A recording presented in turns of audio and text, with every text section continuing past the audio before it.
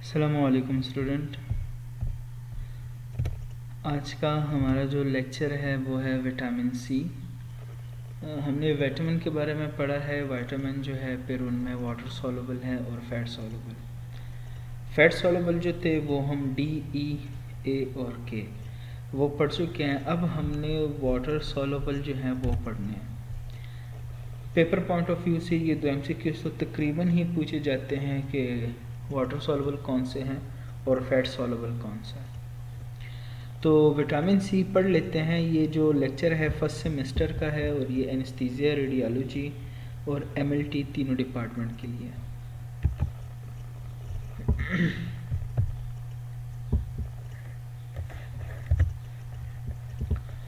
अच्छा जी, स्टार्ट कर लेते हैं विटामिन सी से।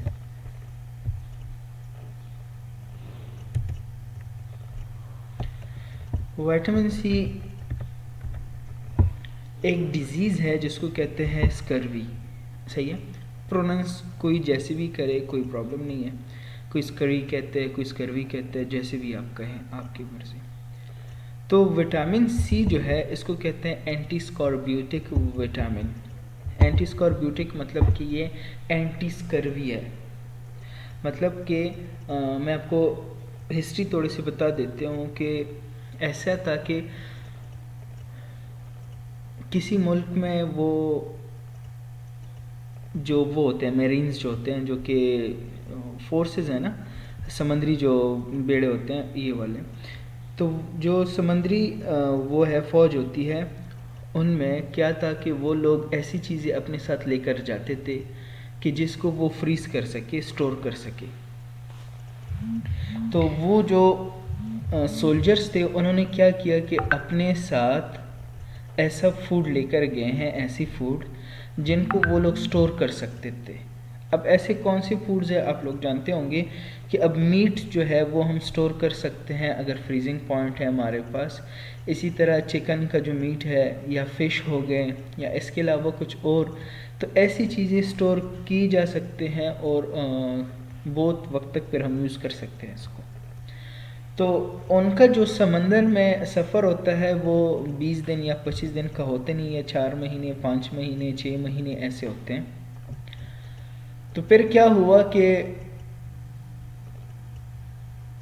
उन लोगों का जो डाइट था, जो सोल्जर थे, उनके डाइट में कमी आ गई विटामिन सी की। अब क्यों आ गई? क्योंकि उनके डाइट में वेजिटेबल्स जो थे वो बिल्कुल कम यूज़ किए जाते थे।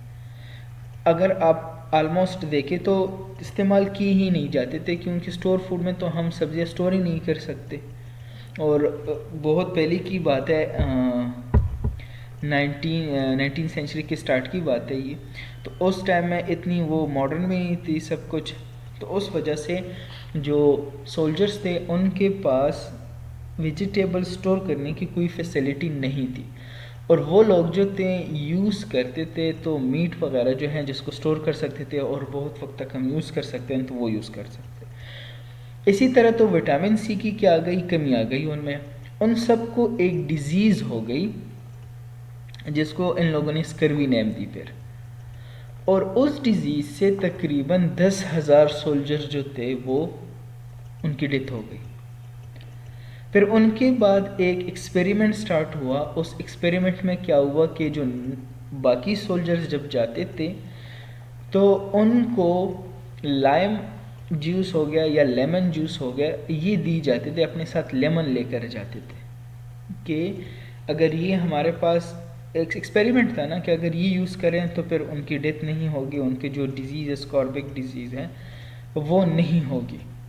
तो वो वो एक्सपेरिमेंट जो है पर वो इस तरह उसका रिज़ल्ट ये निकला कि जो वो होते हैं सोल्जर्स अपने साथ लेमन जूस लेकर जाते हैं या कोई भी ऐसा सोर्स जिसमें विटामिन सी पाया जाता हो, तो उनको ये डिज़ीज़ नहीं होगी। फिर ये तो हो गई एक हिस्ट्री कि मतलब एक वो थे सोल्जर्स थे जो जो जा रहे थे, उनके पास ऐसा कोई स्टोरेज सिस्टम नहीं था वेजिटेबल का, उनके पास वेजिटेबल सोर्स नहीं था। वो मीट मुसलसल ले रहे थे, विटामिन सी की कमी होती है, वहाँ पर डिफिशिएंसी होती है उनके डाइट में।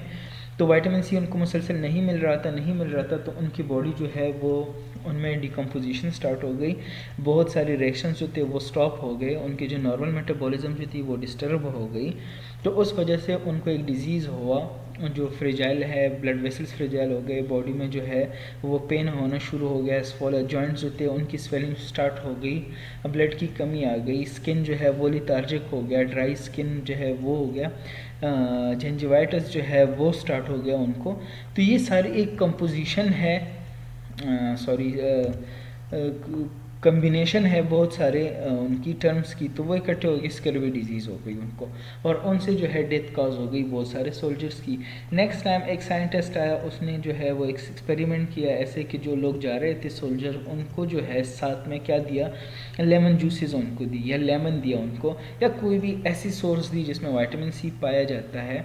तो फिर हुआ क्या कि उन लोगों को फिर डिजीज़ नहीं हुई। तो उसने कहा कि ऐसा कोई एस्कॉर्बिक एसिड है जो कि इस डिज़ीज़ को हम ट्रीट कर सकते हैं। फिर उसके बाद एक मिथ आ रहा था कि विटामिन सी जो है, एस्कॉर्बिक एसिड, ये एक ऐसा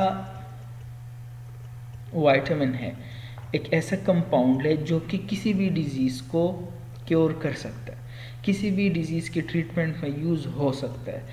इन्होंने कहा कि कॉमन कोल्ड से ले लें आप, जो नज़ला ज़ुकाम होता है, इससे ले लें, कैंसर तक जितनी भी डिजीज़ हैं उनकी अगर आप ट्रीटमेंट करना चाहें तो विटामिन सी के थ्रू हम कर सकते हैं।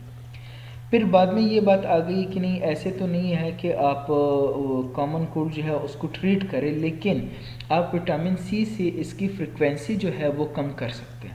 विटामिन सी से इसकी फ्रिक्वेंसी जो है वो कम कर सकते हैं, या जो इसका ड्यूरेशन होता है कॉमन कोल्ड का वो कम कर सकते हैं। लेकिन ऐसे नहीं है कि हम इससे ट्रीटमेंट करें, ट्रीटमेंट नहीं हो सकती इससे, लेकिन हाँ ड्यूरेशन जो है वो कम हो सकती है विटामिन सी से। अब अगर आप लोग देखें, ये जो कोविड आया है, तो कोविड में अगर आप लोगों ने देखा होगा कि विटामिन सी जो है वो, उसकी ज़्यादा तरगीब दी जाती थी कि आप विटामिन सी यूज़ करें, क्योंकि ये बूस्टअप करता है इम्यून सिस्टम को।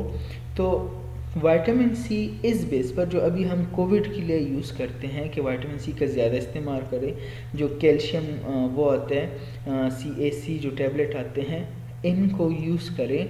मतलब कि जैसे भी हो, मतलब हमने विटामिन सी लेनी है।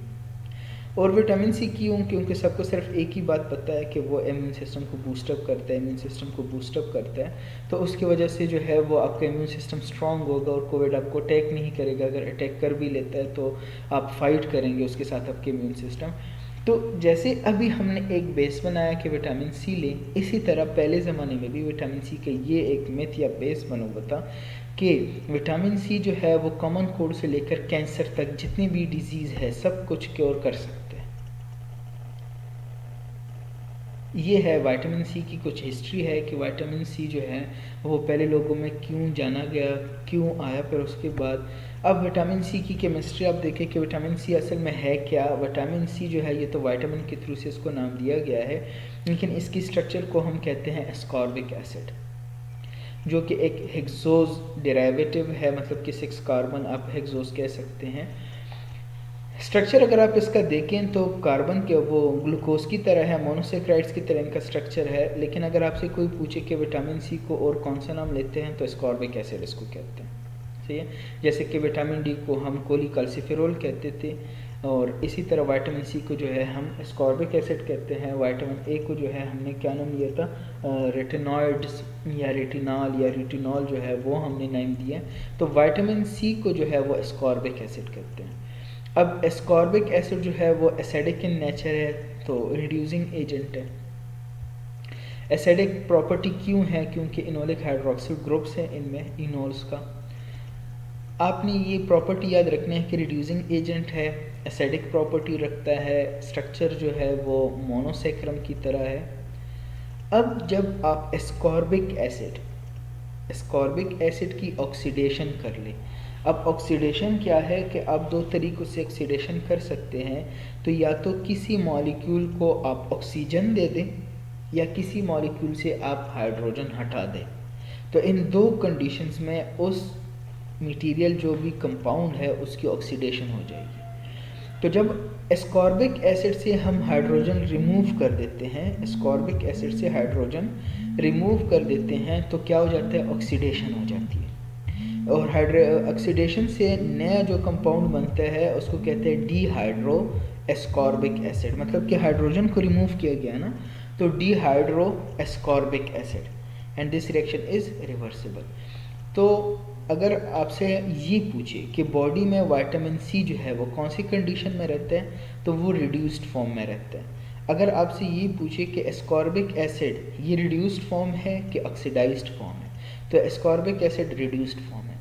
या आपसे ये कहे कि नीचे जितने भी दिए गए हैं इसमें ऑक्सीडाइज्ड फॉर्म कौन सा है, तो वो फिर डिहाइड्रो एस्कॉर्बिक एसिड है। या आपको ये बताएं कि सारे जो है वो ऑक्सीडेशन स्टेट है, सिर्फ एक जो है वो रिड्यूस फॉर्म में है, वो कौन सा है, तो एस्कॉर्बिक एसिड जो है ये रिड्यूस्ड फॉर्म में होता है। अब एस्कॉर्बिक एसिड और डिहाइड्रो एस्कॉर्बिक एसिड ये बायोलॉजिकली एक्टिव होते हैं। अब ये जो एक्टिव की हम बात कर रहे हैं, तो एल एस्कॉर्बिक एसिड जो कि रिड्यूस्ड फॉर्म में रहता है ये एक्टिव फॉर्म में होता है। स्टीरियो आइसोमर आपने लेबोरेटरी और डिस्ट्रोरेटरी का मैंने आपको बताया। तो जो एल एस्कॉर्बिक एसिड है ये एक्टिव होता है और ये रिड्यूस्ड फॉर्म में होता है, जबकि डी एस्कॉर्बिक एसिड जो होते हैं वो इनएक्टिव फॉर्म में होते हैं। अगर आपसे ये पूछ सकते हैं कि which one of the following is the active form of vitamin C, तो एल एस्कॉर्बिक एसिड या L ascorbic acid is active and in oxidized form, active and in reduced form, inactive and in reduced form, inactive and in oxidized form। तो L ascorbic acid जो है ये reduced form में होता है और active होता है। एल एस्कॉर्बिक एसिड जब इसकी ऑक्सीडेशन की जाए तो डिहाइड्रो एस्कॉर्बिक एसिड बन जाता है, और जब आप डिहाइड्रो एस्कॉर्बिक एसिड की ऑक्सीडेशन करें तो उससे बनता है फिर कोई और मॉलिक्यूल जो कि इनएक्टिव होता है। क्लियर है? अब एल एस्कॉर्बिक एसिड और डिहाइड्रो एस्कॉर्बिक एसिड ये दोनों क्या है हमारे पास, एक्टिव फॉर्म में। जब हम डिहाइड्रो एस्कॉर्बिक एसिड की ऑक्सीडेशन करें तो फिर ये इनएक्टिव फॉर्म में कन्वर्ट हो जाता है। प्लाज्मा में जो है बॉडी में हमारे पास रिड्यूस्ड फॉर्म में रहते हैं। मैं आपको बता चुका हूँ कि एस्कॉर्बिक एसिड है और ये एक रिड्यूस्ड फॉर्म है। अगर आप एस्कॉर्बिक एसिड की ऑक्सीडेशन करना चाहें, क्योंकि ऑक्सीडेशन से ये इनएक्टिव फॉर्म में कन्वर्ट हो जाएगा। देखो ये एस्कॉर्बिक एसिड, ये भी एस्कॉर्बिक एसिड है, ये दोनों एस्कॉर्बिक एसिड है। वो अलग सी बात है कि एक में हाइड्रोजन है और एक में हाइड्रोजन नहीं है। लेकिन जब आप एस्कॉर्बिक एसिड की ऑक्सीडेशन करें तो इससे इसकी इनएक्टिवेशन होगी, एस्कॉर्बिक एसिड की इनएक्टिवेशन होगी। और इस ऑक्सीडेशन के लिए जो है कॉपर मस्ट है। कॉपर जो है वो एज अ कोफैक्टर यूज़ होता है। सिंपली सी बात है, कंफ्यूज नहीं हो कि हमारे पास विटामिन सी है जिसको एस्कॉर्बिक एसिड कहते हैं। एस्कॉर्बिक एसिड की अगर हम ऑक्सीडेशन कर ले तो हमारे पास डिहाइड्रो एस्कॉर्बिक एसिड बन जाते हैं। L ascorbic acid and dehydro ascorbic acid ये दोनों एक रिड्यूस्ड फॉर्म है, एक ऑक्सीडाइज्ड फॉर्म है, लेकिन दोनों क्या है हमारे पास एक्टिव है। लेकिन हमारे बॉडी में जो पाया जाता है मोस्टली वो एल एस्कॉर्बिक एसिड है। एल एस्कॉर्बिक एसिड के साथ साथ डी एस्कॉर्बिक एसिड भी है, लेकिन वो इनएक्टिव फॉर्म में होता है। अगर आप एस्कॉर्बिक एसिड की ऑक्सीडेशन करना चाहे तो इससे जो है वो एस्कॉर्बिक एसिड विटामिन सी जो है वो इनएक्टिव हो जाएगा। लेकिन इस इनएक्टिवेशन में आपको कॉपर जो है वो मस्ट चाहिए होगा, और अगर कॉपर नहीं है तो ऑक्सीडेशन नहीं होगा। अब आ गई समझ? ये सिंपली ये केमिस्ट्री आप देखिए, ये एस्कॉर्बिक एसिड है, रिड्यूस फॉर्म है एल, ये डिहाइड्रो एल एस्कॉर्बिक एसिड है, ऑक्सीडाइज्ड फॉर्म है। अब ये दोनों एक्टिव है। इसके बाद जो डाइकीटो एल ग्लूटानिक एसिड बनता है ये इनएक्टिव फॉर्म। ये जब आप इसकी मज़ीद ऑक्सीडेशन कर ले तो फिर डाइकीटो ग्लूटानिक एसिड बनेगा, जिसको ऑक्सैलिक एसिड बनता है। एसिटिक एसिड के दो मॉलिक्यूल मिलकर ऑक्सैलिक एसिड बनाते हैं तो ऑक्सैलिक एसिड बन जाएगा, और ये क्या है, इनएक्टिव फॉर्म है। अगर आपसे ये भी पूछ सकते हैं कि विटामिन सी के जो रॉ मेटाबोलाइट्स हैं, विटामिन सी के जो है हमारे पास रॉ मटेरियल क्या है, मेटाबोलाइट्स क्या है, तो डाइकीटो एल ग्लूटानिक एसिड हो गया और ऑक्सैलिक एसिड, ये दोनों क्या है, एंड प्रोडक्ट है विटामिन सी के। विटामिन सी के एंड प्रोडक्ट क्या है, diketo L gulonic acid and oxalic acid, ये दोनों जो है एंड मटेरियल है। बनते कैसे हैं विटामिन सी जो है वो बहुत सारे एनिमल्स में बनते हैं, लेकिन जो हायर एनिमल्स है जैसे ह्यूमन हो गए और कुछ और मंकी वगैरह हैं, इनमें जो है नहीं बन सकते, सिंथेसिस इनकी नहीं हो सकती।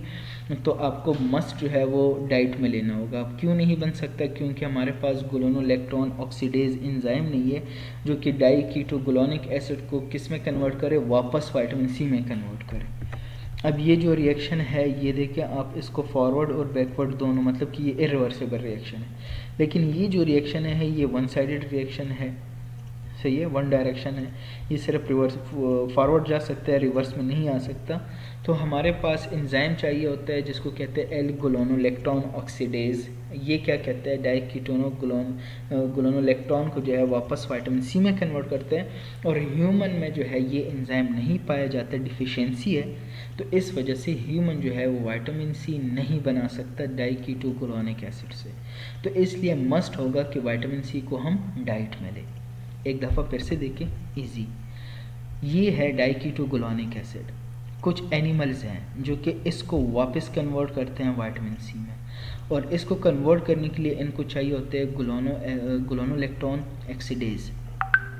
जब तक ग्लूकोलेक्टोन ऑक्सीडेज होगा तो ये इसमें कन्वर्ट होगा, नहीं होगा तो इसमें कन्वर्ट नहीं होगा। ह्यूमन में वो एंजाइम नहीं है जो कि डाइकीटोग्लूकोनिक एसिड को वापस कन्वर्ट करे विटामिन सी में, तो इसलिए ह्यूमन जो है इसको सिंथेसाइज नहीं कर सकते। हमने डायरेक्टली डाइट में लेना होगा, सही है। इसके बाद जो है इसकी स्टोरेज फॉर्म भी ऐसी नहीं है कि बॉडी में हम बहुत सारे विटामिन सी ले लेते हैं तो वो बॉडी में स्टोर होंगे। स्टोरेज जो है वो बहुत ज़्यादा नहीं हो सकती, कुछ हद है, लेकिन स्टोरेज इतनी इम्पॉर्टेंट, मतलब कि स्टोरेज इतनी ज़्यादा एक्सटेंट तक नहीं है, बहुत कम स्टोर होता है। एस्कॉर्बिक एसिड के जो मेटाबोलाइट्स है, एंड प्रोडक्ट है वो डाइकीटोग्लूकोनिक एसिड है और ऑक्सैलिक है। रिकमेंडेड डेली अलाउंस कितना है और डाइटरी सोर्सेज क्या है? 60 to 70 मिलीग्राम विटामिन सी जो है वो पर डे एडल्ट रिक्वायरमेंट है।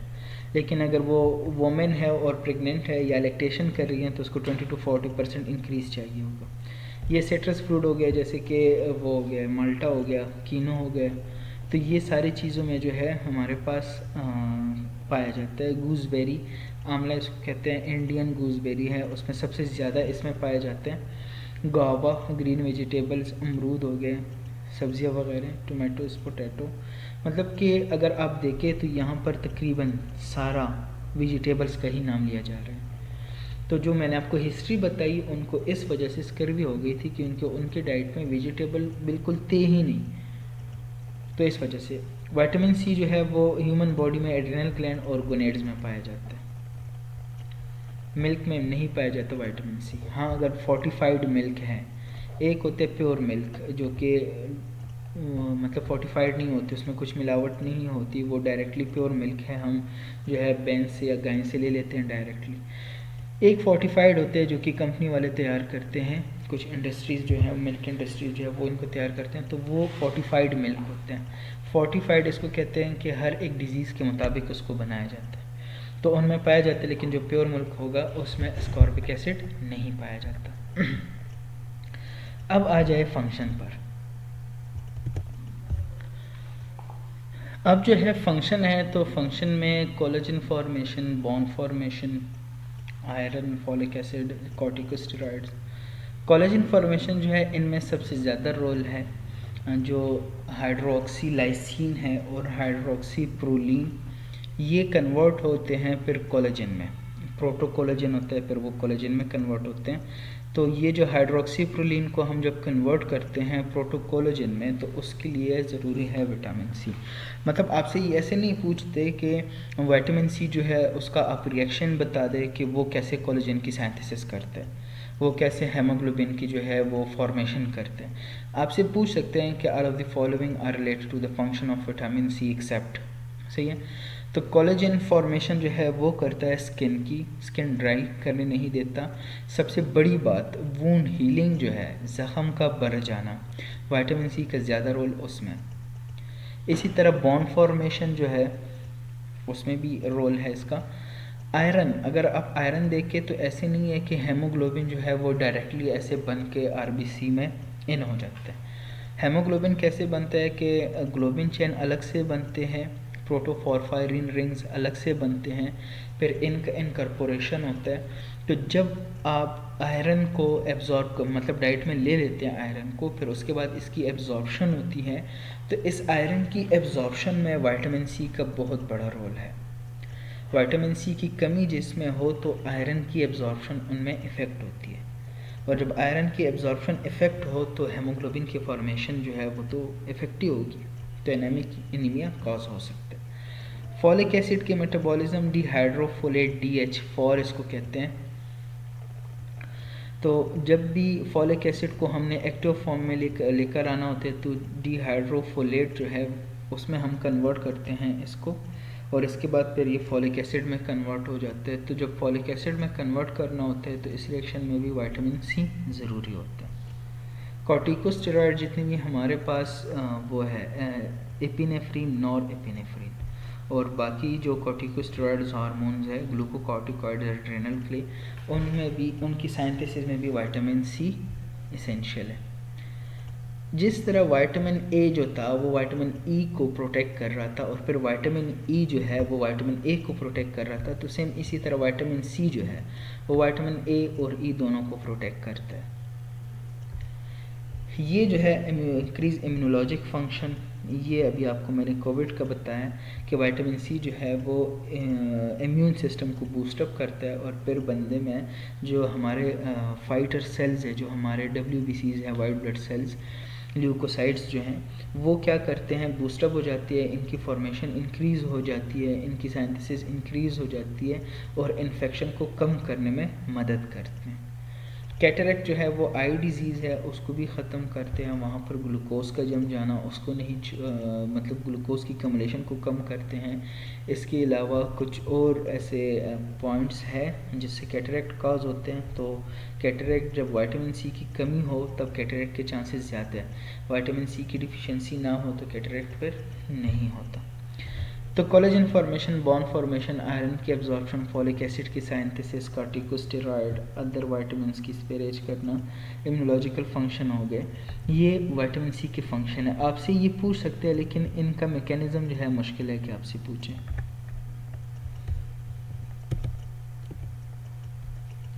ये देखिए कोलेजन बैरियर इंटीग्रिटी है स्किन, जीन ट्रांसक्रिप्शन को इंक्रीज़ करता है, मैंने आपको हेमोग्लोबिन का जो बताया, आयरन की एब्जॉर्प्शन इंक्रीज़ करता है, histone methylation, DNA methylation, methylation है ये,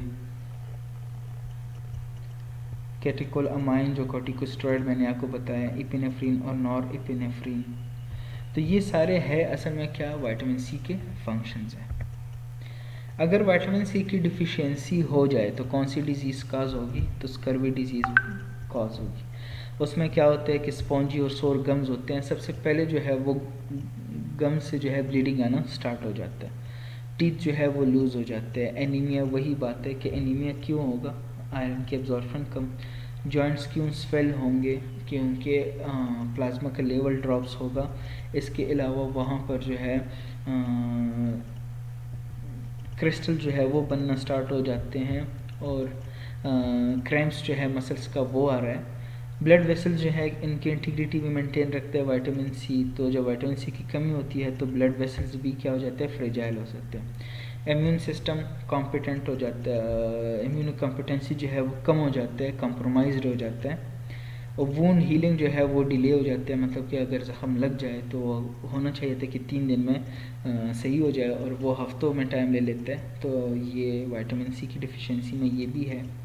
इसके अलावा जितने भी हमने फंक्शन पढ़े हैं तो उनके ऑपोजिट, बोन फॉर्मेशन कर रहा था तो यहाँ पर ऑस्टियोपोरोसिस होगा, वहाँ पर जो आयरन की एब्जॉर्प्शन कर रहा है तो आयरन की एब्जॉर्प्शन नहीं होगा तो यहाँ पर हेमरेज होगी। गोनेड्स और कॉर्टेक्स जो है इनके फंक्शन कम हो जाएगी, क्योंकि कम हो जाएंगे क्योंकि हमारे जितनी भी स्टेरॉइड्स हार्मोन है उनकी साइंथिसिस में विटामिन सी की मेन रोल है।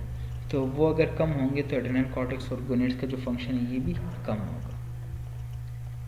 जिंजिवाइटिस, ब्रूजिंग, नोज ब्लीडिंग हो गए, डाइजेस्टिव डिसऑर्डर, इनमें जो मोस्ट कॉमन है वो जिंजिवाइटिस है, इम्यून सिस्टम इम्पेयरमेंट है, और ड्राई स्किन है। ये तीन, और ये स्लो वुंड हीलिंग, ये 4 चीज़ें जो हैं ये स्पेसिफिक है किसके लिए, विटामिन सी के लिए।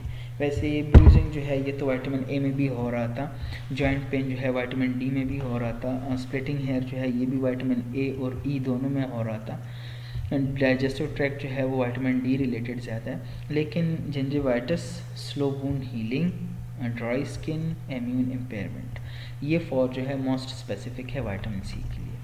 ये विटामिन सी का लेक्चर था, आप लोग पढ़े इसको, समझे। किसी को समझ नहीं आती आप कमेंट सेक्शन में क्वेश्चन कर सकते हैं, किसी भी बुक से आप लोग पढ़ सकते हैं।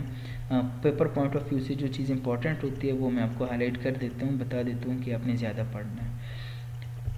नेक्स्ट लेक्चर तक अपना ख्याल रखिएगा। अल्लाह हाफ़िज़।